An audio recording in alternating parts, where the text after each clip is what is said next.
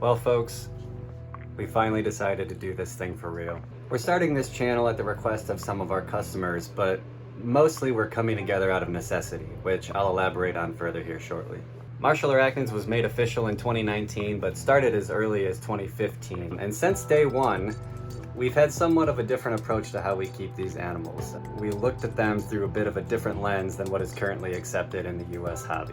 After a few years of observing some of our spiders under these conditions and consulting with other hobbyists, it became very obvious to us that tarantula keeping as a whole needed some revision. This is really why we launched Martial Arachnids. We wanted to offer the hobby our unique perspective on keeping, which really emphasized putting natural history at the forefront. But before we dive into that any further, let me tell you a little bit about Jess and I.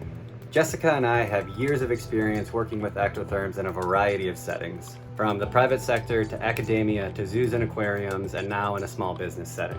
Up until October of 2021, my particular role as a zookeeper was rather unique.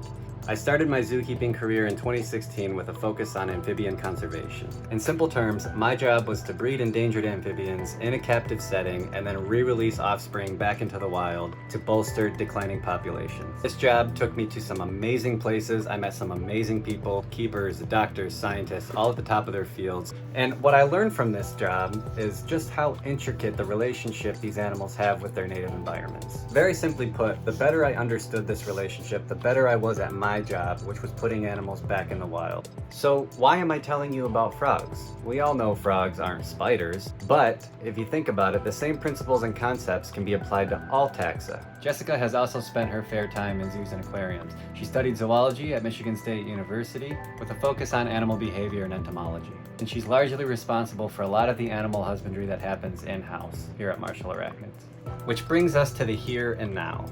For years, we've heard the same outdated information just repeated, regurgitated, parroted over and over again. For example, for whatever reason, they're attracted to heat.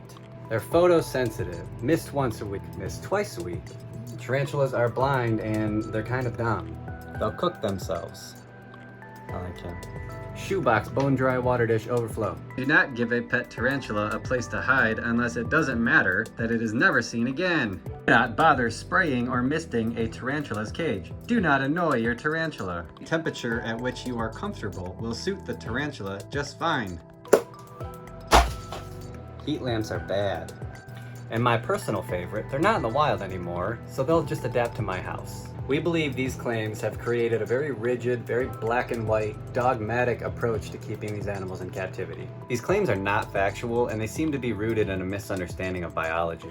The truth is, guys, there is nuance to all of this. Husbandry is not black and white, it's actually very fluid. There's no one right way to do anything. And so that's why we're here. We want to further explore the concept of applying natural history to captive husbandry. We're going to take the time to actually show you why these claims are false and discuss the small details of keeping that are often overlooked. It's often the small details that make the biggest difference. We're going to talk about heating, lighting, photo period, misting, feeding, culturing, bioactive enclosures, vivariums, live plants. We're going to talk about all of it. We'll discuss some of the scientific publications that have been released the last few years regarding tarantula behavior and how it relates to captivity. How it all comes together to improve the welfare of these amazing animals. Like I said, we're not just going to talk about it, we're going to show you how all of these behaviors are natural and normal, and we should allow these animals to behave in captivity just as they would in nature.